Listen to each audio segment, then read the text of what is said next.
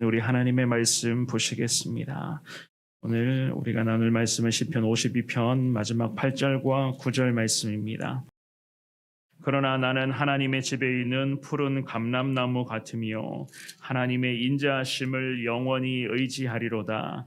주께서 이를 행하셨으므로 내가 영원히 주께 감사하고 주의 이름이 선하심으로 주의 성도 앞에서 내가 주의 이름을 사모하리이다. 아멘. 아멘.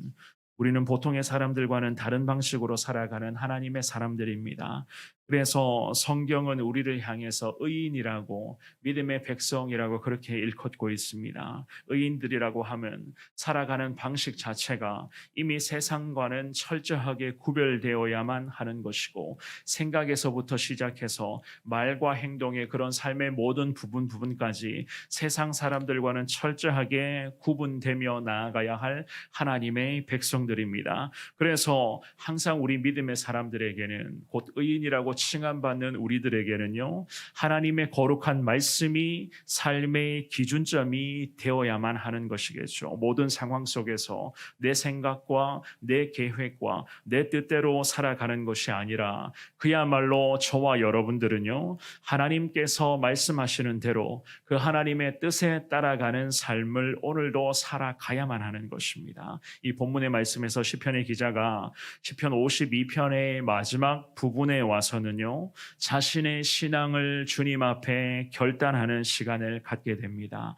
악인들은 하나님을 두려워하지 않고 제 멋대로 살아가는 그런 모습으로 하루하루의 시간을 보내고 있었지만, 이 믿음의 사람 다윗 자신은 하나님만을 따르겠다고, 참 힘겨운 이 상황 속에서도 하나님의 뜻에 따라 살아가겠다고, 자신 주변의 그런 여러 가지 그런 모습으로 죄를 범하고 있는 그 악인들과는 철저하게 구분된 삶을 살겠다, 주님 앞에 그렇게 기도하고 있는 것을 볼 수가 있습니다. 이 새벽에 주시는 두 구절의 이 귀한 말씀을 오늘도 온종일 가슴에 새기시면서 정말로 우리 역시나 하나님의 주신 말씀처럼 하나님의 뜻에 따라 오늘도 믿음으로 살아가기를 원합니다. 하나님을 더 붙잡고 나아가는 이 귀한 하루가 되게 하여 주옵소서. 주의 은혜를 사모하며 나아가시는 우리 모두가 되시기를 주의 이름으로 축원합니다. 우리가 먼저 생각해 볼 수가 있는 것은요, 나는 하나님께 구별된 사람이다. 하나님으로부터 구별된 하나님의 백성이라고 하는 자부심을 여러분들이 가지셔야만 할 것입니다. 8절의 말씀을 먼저 한 번 더 읽어보도록 하겠습니다. 시작. 그러나 나는 하나님의 집에 있는 푸른 감람나무 같으며 하나님의 인자하심을 영원히 의지하리로다. 아멘. 이 다윗은 주님 앞에서 신앙의 결단의 고백을 올려드립니다. 우리가 지난주 금요일까지 나누었었던 이 52편의 1절에서부터 7절까지의 말씀에서는요, 악인을 향한 그의 그런 시선을 우리가 살펴보기로 했습니다. 이제는 하나님 앞에 그의 시선을 돌리면서 주님 앞에 기도하며 다시 한번 신앙인답게 자신을 추스리며 주의 은혜를 사모합니다. 그리고 하나님만을 바라보며 신앙적 의지를 담아서 악인들과는 더 거리를 두겠다라는 이 고백을 하고 있죠. 그죠? 8절의 서두 말씀에 그러나 나는이라고 하는 이 기도를 통해서는요, 정말로 저 주변의 그런 악인들, 자신을 괴롭히며 하나님의 백성들을 괴롭혔었던 저 악인들과는 철저하게 거리를 두겠다, 구분된 삶을 살아가겠다는 그의 신앙적 고백이었던 것이었습니다. 그만큼 하나님 앞에 순간순간 바로 서 있기를 원하며 하나님의 뜻에 따라 살아가기를 원하고 있었던 이 믿음의 사람 다윗의 모습이었던 것이었습니다. 그러면서 8절의 중반부에 이렇게 기도의 고백을 올려드립니다. 하나님의 집에 있는 푸른 감람나무 같으며, 하나님의 집에 있는, 하나님 곁에 있는, 하나님과 함께하는 푸른 감람나무 같은 삶을 살아가기를 원합니다. 여기서 고백하는 하나님의 집이라고 하는 것은 곧 신성한 곳, 곧 성전지대라는 그런 뜻으로서 번역을 할 수가 있습니다. 그리고 푸른 감람나무라고 하는 이 기도의 고백은요, 황무한 지역에서도 잘 자라나는 특징을 가지고 있는 그 감람나무를 뜻하는 것으로서 아무리 많은 시련과 고통과 고난이 이 다윗의 인생 가운데 순간순간 계속 엄습할지라도 굳건하게 하나님의 그런 의지하며 하나님의 품 안에서 푸른 감람나무처럼 하나님만을 바라보며 나아가겠다. 시련과 고통과 고난이 있더라도 정말로 그 과정 속에서도 하나님과 동행하기를 원합니다. 라는 그런 다윗의 그런 간절한 신앙의 고백이 이 고백 속에 곁들여져 있었던 것이었습니다. 이런 모습을 볼 때에 이 다윗은요, 정말로 신앙적으로 바로 서 있으려고 날마다 노력을 했다는 것을 우리는 잘 알 수가 있는 것 아니겠습니까? 이 본문의 기도를 올려드릴 이 당시 우리가 1절에서부터 7절까지 나누었었던 것처럼요, 굉장히 곤혹스럽고 고통의 시간을 보내고 있었습니다. 그런 주변 사람들이 자신의 그런 이간질함으로써, 그리고 자신뿐만이 아니라 하나님의 사람들을 괴롭히고 그러나 죽임의 그런 현장까지 내몰았었던 그런 현장들을 계속 목격을 합니다.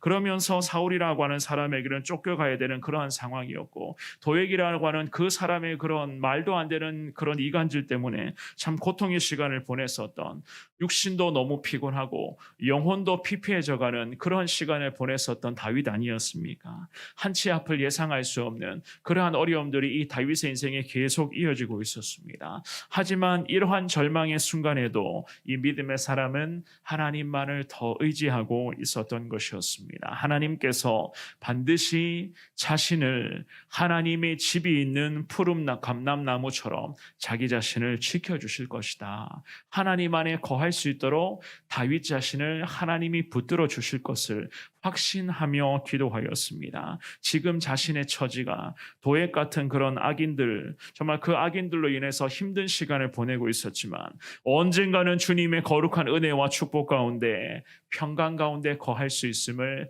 믿고 확신하며 주님을 찾고 있었던 것이었습니다. 철저히 주님으로부터 구별된 주님의 사람이다. 하나님의 거룩한 백성이라고 하는 이 믿음과 확신 가지고 주님만을 더 의지하겠습니다.